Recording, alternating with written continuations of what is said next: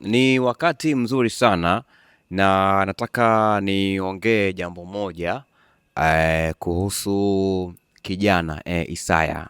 Wengi wanamfahamu kama mtumishi Isaya. Story yake tumeiweka hapa.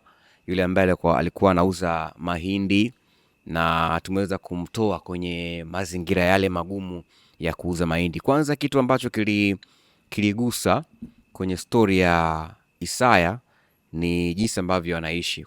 Hana makazi, unaona yani hana makazi. Yeye anafanya biashara yake ya kuuza mahindi mchana, alafu usiku wanakwenda kulala nje. Yani kuna sehemu wanalipia 1,000 kwa ajili ya kulala. So mazingira yake ya kulala yalipelekea kugusa sana hisia za watu wengi.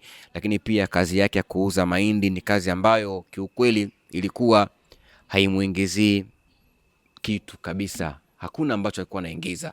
Sasa kama unakumbuka siku ya kwanza tunazungumza na mtumishi Isaya, muonekano wake watu walidhani pengine Isaya ni kijana labda, ama ni mtu mwenye miaka labda 40, miaka 30 na ngapi huko, lakini kiuhalisia Isaya miaka yake ni 29 tu.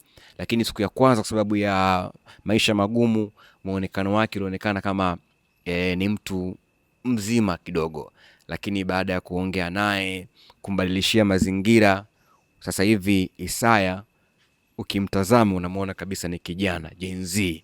So hebu tazama hizi picha umuone Isaya yule wa kipindi cha kwanza na Isaya huyu wa sasa, utaona kuna mabadiliko makubwa sana. So kitu ambacho tunafurahia kama The Umbrella ni jinsi ambavyo tumeweza kumtoa Isaya kwenye mazingira magumu na kumleta kwenye uafadhali, lakini pia kuweza kumfanya muonekano wake kuonekana wa kijana, kwa sababu before tulimuona kama ni mzee, ila kwa sasa utamuona kabisa ni Gen Z, kijana. So kitu kama hicho sisi binafsi tunafurahia kuona kazi yetu imeweza kuzaa matunda, lakini pia ile kauli yetu ya kwamba furaha yetu ni kuona wanafurahi imeweza kufanya kazi yake. Kwa sasa Isaya kabadilika, lakini kitu ambacho pia kimenivutia ni jinsi ambavyo amekuwa ni mtu wa kushukuru sana, ni mtu wa kumtanguliza Mungu mbele. Sasa tazama ujumbe ambao Isaya aliniandikia. Nataka nikusomea hapa ujumbe ambao Isaya aliutuma kwangu mapema leo hii. Yes, alinitumia, ilikuwa ni saa 3 asubuhi. Akanaandikia, Esco, ubarikiwe mpaka ushangae kwa sadaka unazotoa kila siku kwa moyo mkunjufu kwa ajili yangu. Sasa ninakubariki kuanzia sasa, utaokota uingiapo na utokapo katika jina la Yesu. So unaona ujumbe ambao Isaya ameandika kwangu.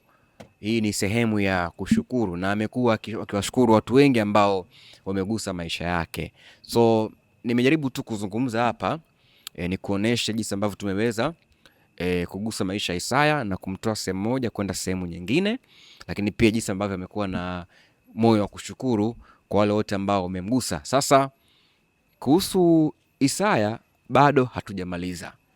Endelea kubaki na sisi, kaa tayari, kuna makubwa yanakuja wiki hii, makubwa yanakuja kuhusu Isaya. So endelea kufuatilia The Umbrella hapa Simulizi na Sauti, mengi makubwa yanakuja.